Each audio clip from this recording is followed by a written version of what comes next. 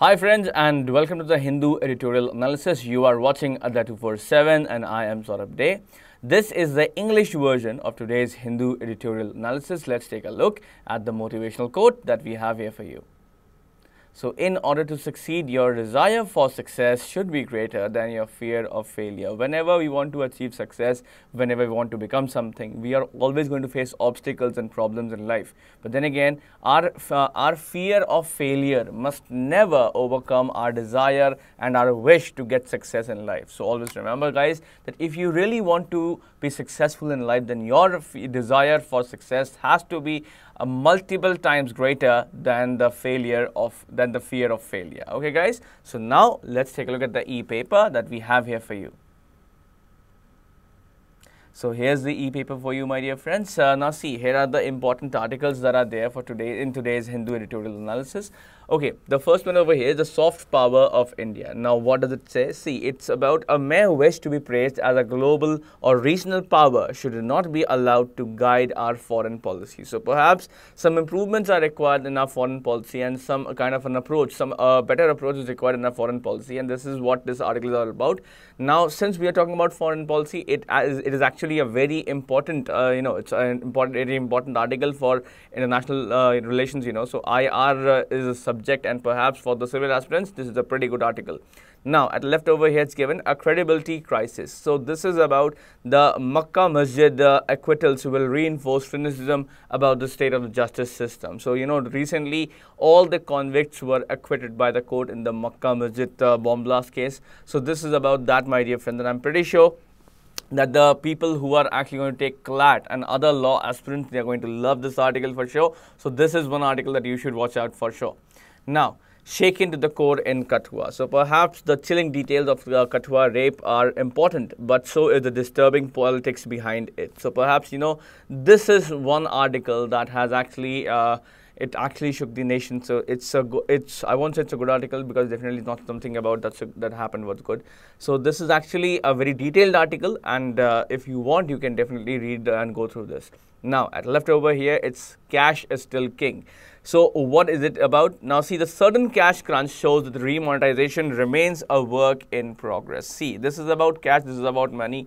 It's a good article, it's a financial article. We will analyze this article for sure. Now, let's take a look at the next page over here. So, is the Indian economy really that strong? The improving fundamentals or more to the favorable external circumstances than to domestic policy desires. So, this is a scrutiny about the strength of the Indian Indian economy, and we are going to analyze this article for sure. Now, building trust among real estate buyers. So, stopping short of implementing the Real Estate Act will adversely affect state governments and builders. So, perhaps, there should be some kind of trust that needs to be built with the real estate buyers over here. So, this is about that, and I'm pretty sure it's a very good article. And all the law aspirants, you should definitely go for this one because this is about a bill, it's about a law.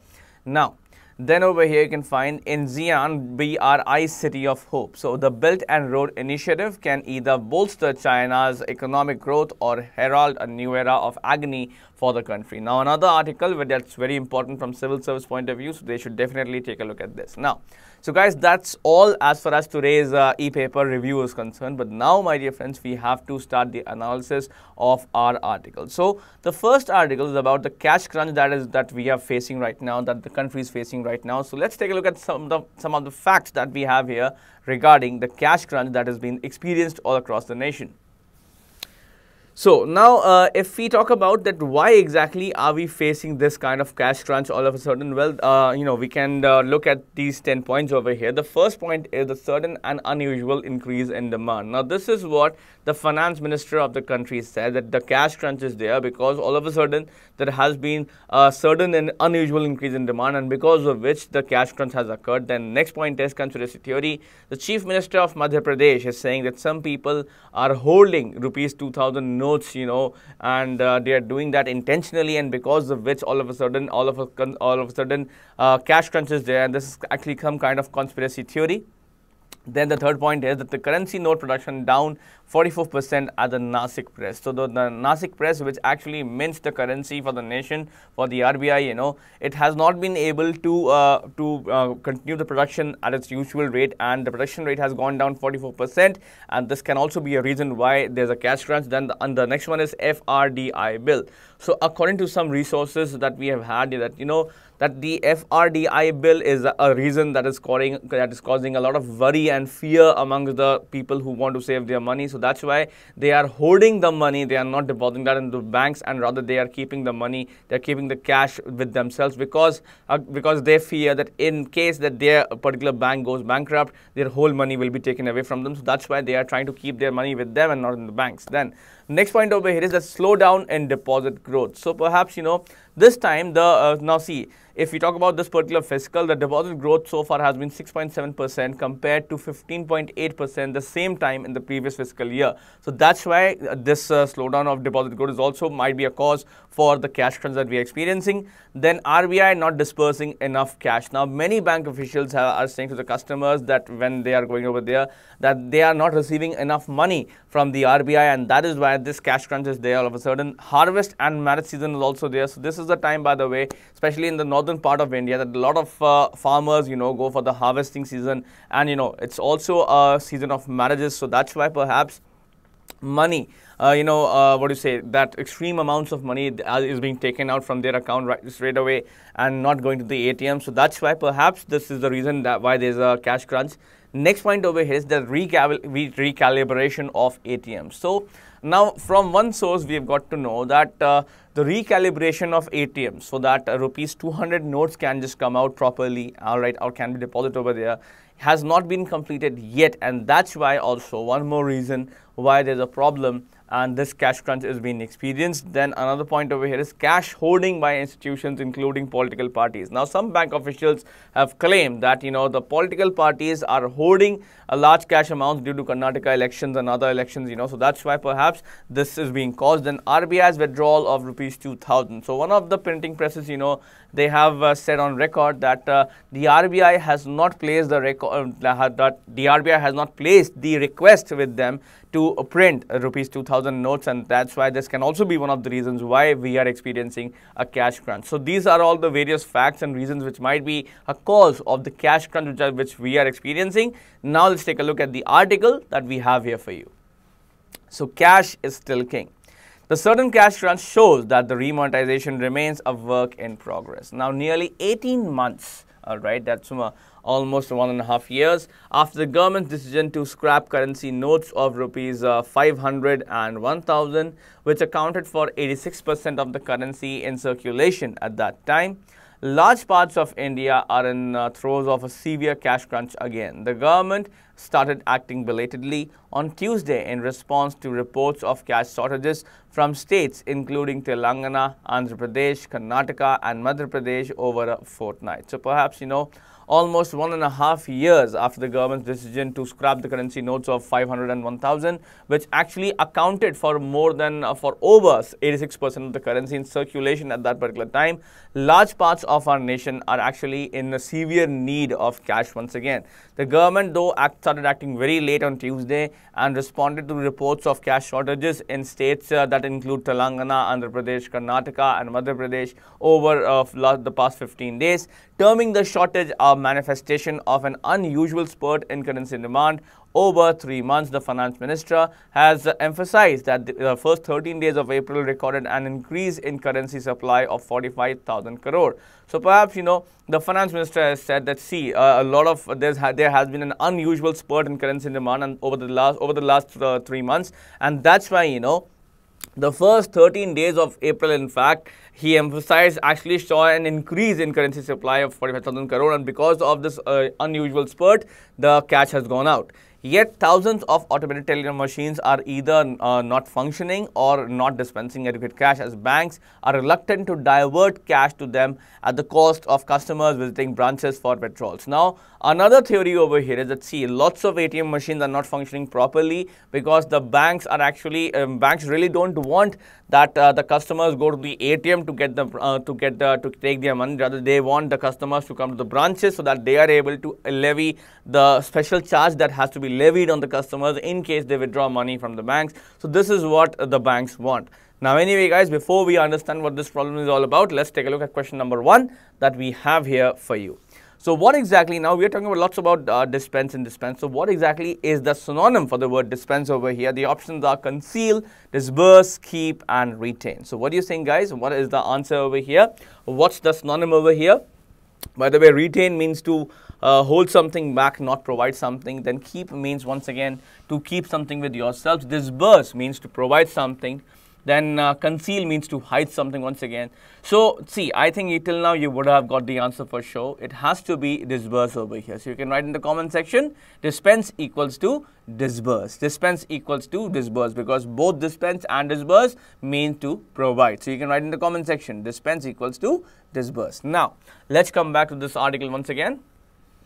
So, the ministry has asserted that over 1.7 lakh crore rupees of cash lies in reserves, which may now be deployed to meet the demand.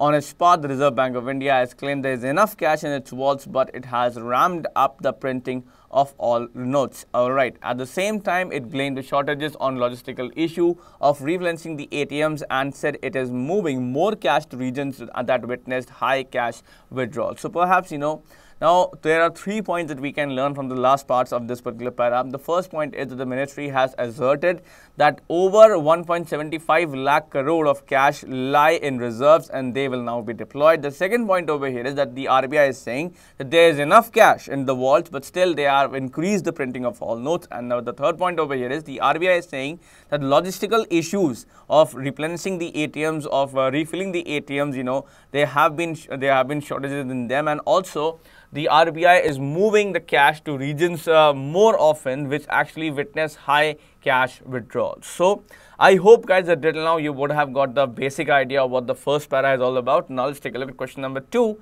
that we have here for you. So, which of the following is not true according to para 1? Now, statement A is, the government started acting belatedly on Wednesday in response to reports of cash shortages from states including Telangana, Andhra Pradesh, Karnataka and Madhya Pradesh over a fortnight. Then statement B is, thousands of ATMs are either not functioning or not dispensing adequate cash, as banks are reluctant to divert cash to them at the cost of customers visiting branches for withdrawals. Then statement C is, at the same time, it blamed the shortages, the RBI rather, blamed the shortages on logistical issues of replenishing the ATMs and said it is moving more cash to regions that witnessed high cash withdrawals. So, if you feel option number 1 only is the answer, then you type option number 1. Option number 2 is only B, option 3 is only C, option 4 is only A and C, and option 5 is only B and C. So, what is the correct answer, my dear friends? You can write in the comment section.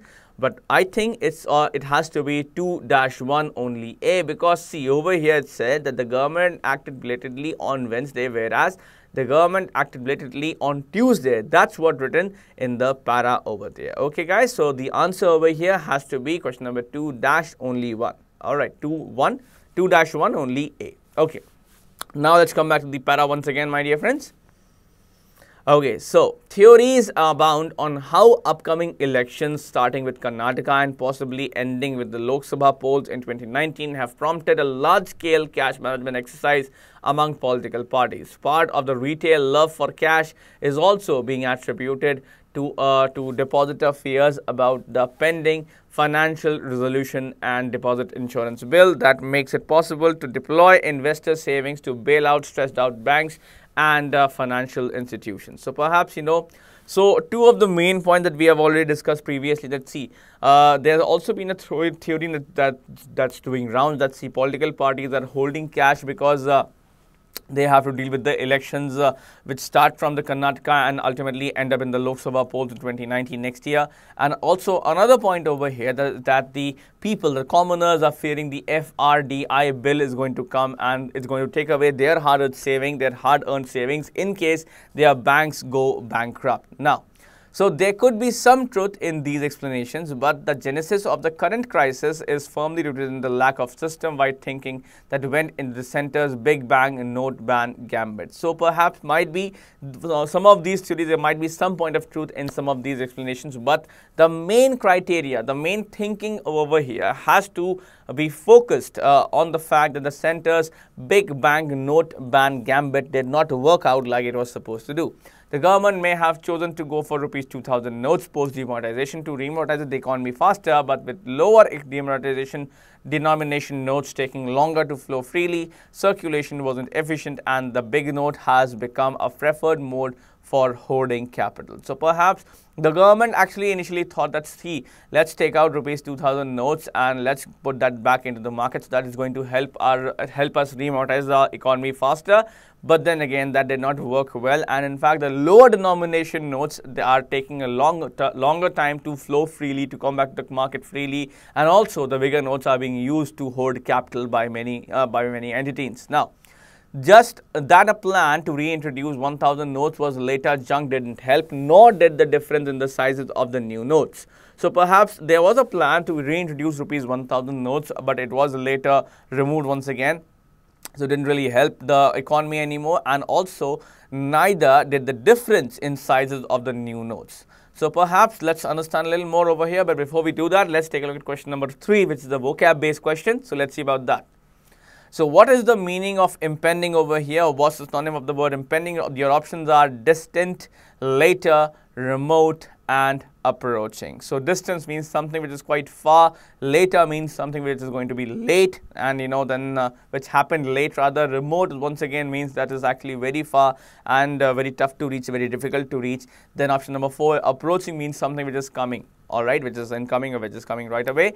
So my dear friends, the correct answer over here has to be option number 4. So 3-4 is the answer. You can write in the comment section. Impending equals to approaching equals to incoming. Impending equals to approaching equals to incoming, because impending or approaching means something which is going to come very soon.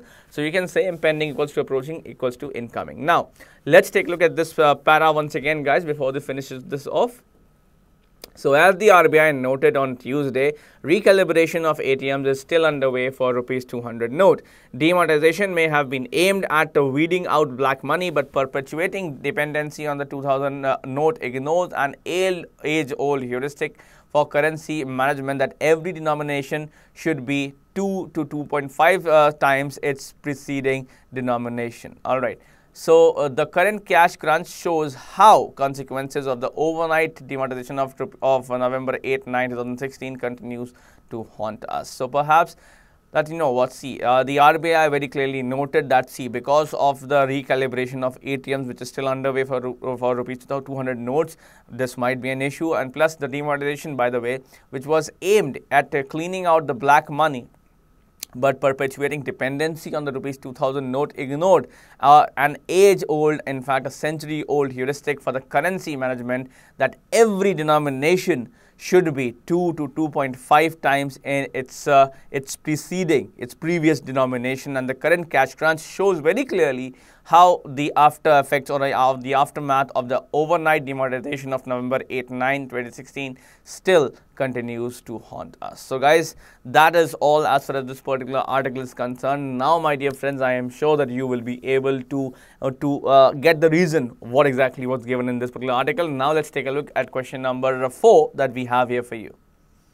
So which of the following is true according to the para over here? Now statement A is theories abound on how economic upcoming elections starting with Karnataka Assembly ending with the Lok Sabha polls in 2019 have prompted a large-scale cash management exercise among political parties. Then statement B is the government may have chosen to go for Rs 2,000 notes post-demonetization to remonetize the economy faster, but with lower denomination notes taking longer to flow freely, circulation wasn't efficient, and the big note has become a preferred mode for hoarding capital. Then statement C is the current cash crunch shows how the consequences of the overnight demonetization of November 8-9, 2017 continue to haunt us. Alright guys, so these are the three statements that we have here for you. Now option number 1 is only A, option 2 is only B, option 3 is only C, option 4 is only C and A, and option number 5 is only B and A. So now which of the following is true that you have to answer over here.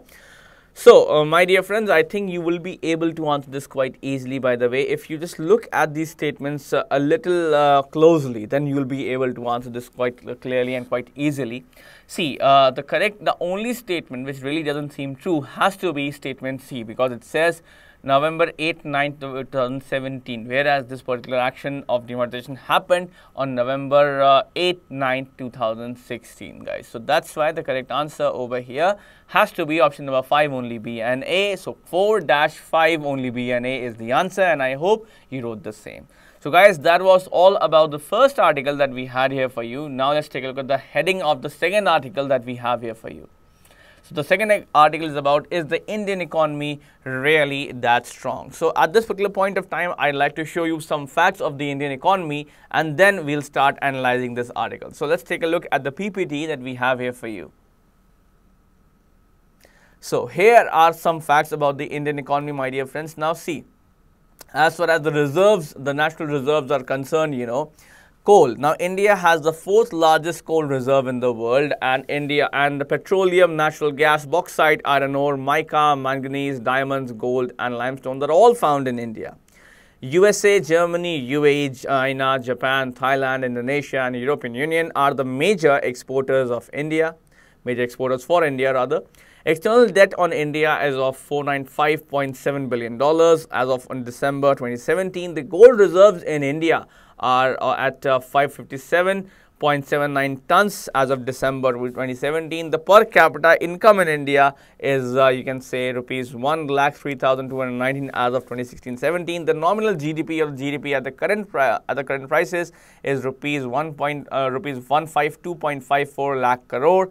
The major sectors attracting highest FDI equity inflows, so which during the period of April 2000 to June 2017 has been the service sector at 17%, the telecom at 8%, the computer software and hardware at 8%, construction developments at 7%, automobile at 5%, drugs and pharmaceuticals at 4%, chemicals at 4%, trading at 4%, power at 3%, and construction activities at 3%. So guys, these are the facts regarding the, of perhaps the fastest growing economy in the world. Now let's take a look at the article that we have here for you. So the Indian economy is currently growing at about 7% after dipping below 6% following demonetization. It is projected to grow over 7% this year. Now, that is faster than China's growth, and it makes India efficiently the fastest growing economy in the world. So, the Indian economy, by the way, is currently growing at 7%, as about 7% after going below 6% after the demonetization.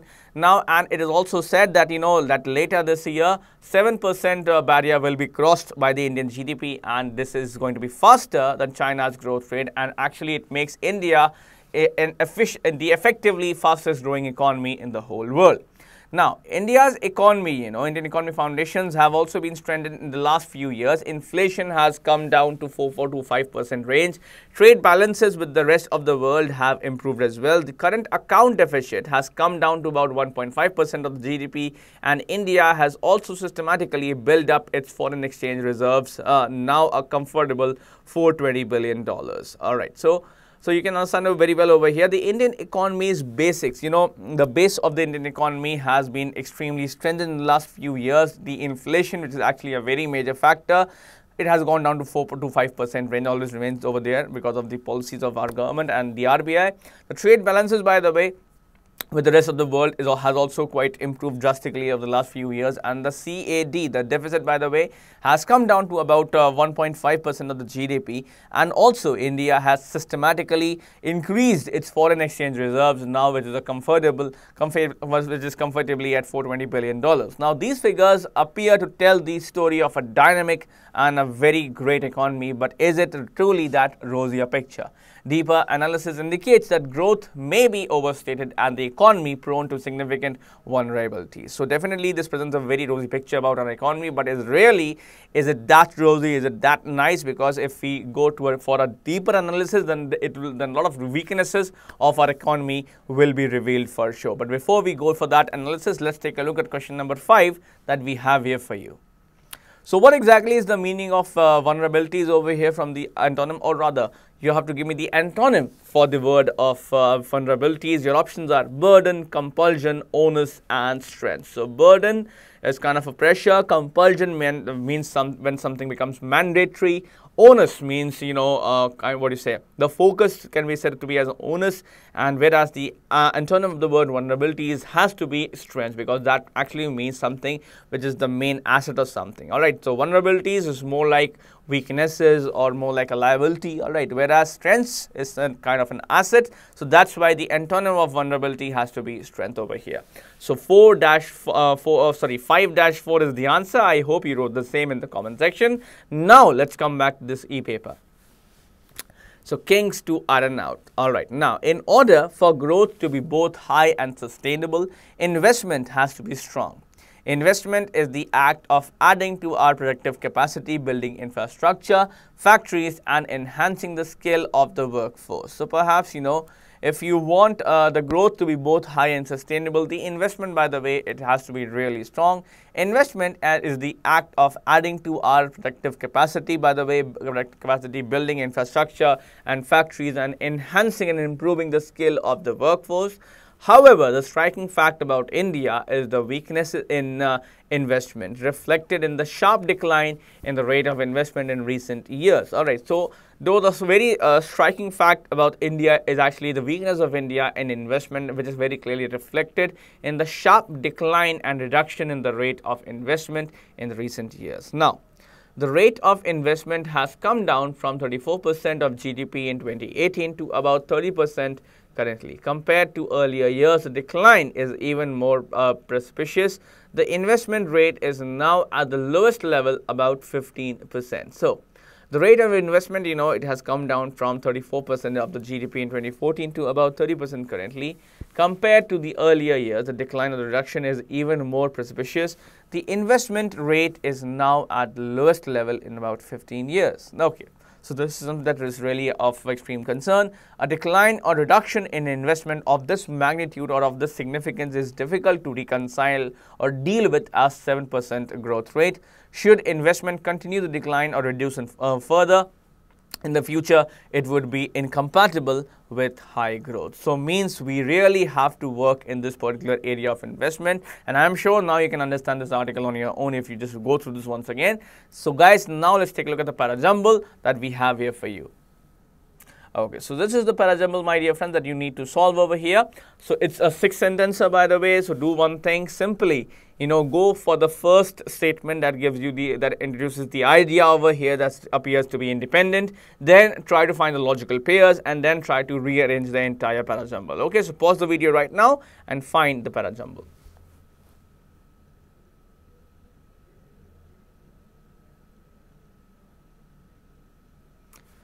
Okay, I hope till now you would have got the Parajumble for sure. Now let's see the answer that we have here for you. So now statement F says the Indian economy is currently growing at about 7% after dipping below 6% following demonetization, followed by B that states it is projected to grow over 7% this year. That is faster than what? That's in statement D, China's growth rate, and makes India effectively the fastest growing economy in the world. Then statement G says the Indian economy's foundations have also been strengthened in the last few years. Then statement A says inflation has come down to the 4 to 5% range. Trade balances with the rest of the world have improved. And statement E says, and the current account deficit has come down to about 1.5% of the GDP. Then statement C says India has also systematically built up its foreign exchange reserves, now at comfortable at $420 billion. So guys, I think that is the correct order, and I hope that you would have made the same. Now let's see question number 7 and 8 that we have here for you. So you have to find the errors in both of these questions. Question number 7 is, in order for growth to be both highly and sustainable, investment has to be strong. All right, so guys, pause the video and tell me what's the error in question number 7.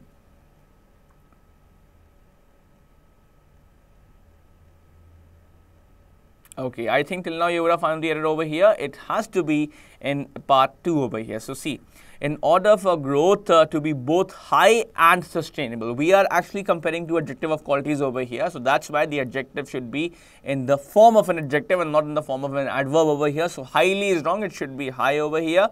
So 7-2 is the error, it should be high.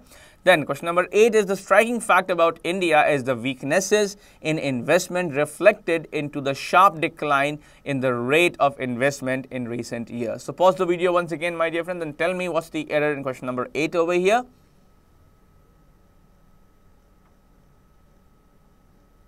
Okay.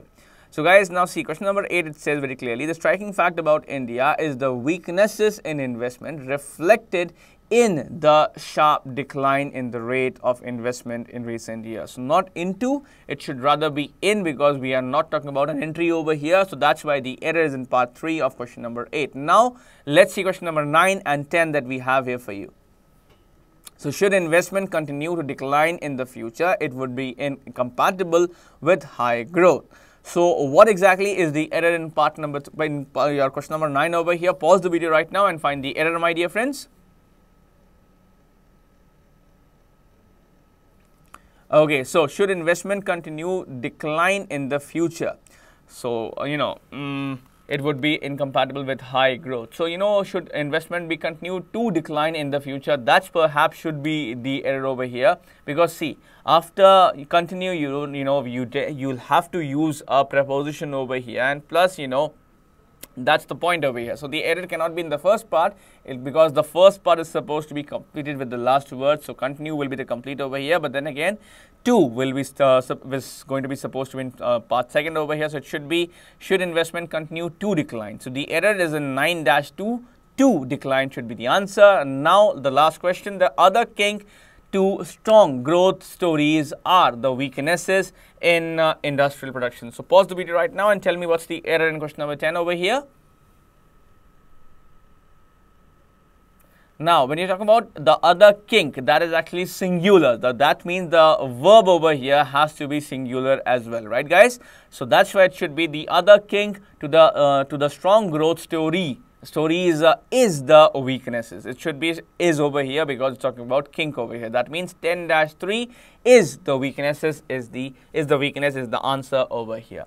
So now let's come back to the center screen, my dear friends. So that was all as far as the English version of the Hindu Editorial Analysis is concerned. So my dear friends, I hope you were able to understand and get the idea of the articles that we actually discussed today. You can like the video if you really appreciate our efforts over here. You can comment your feedback and also share the video with your friends, because the Hindu Editorial Analysis is going to be here, and make sure that you get the dream job, because with a 247 government job is right there in your pocket. Thank you.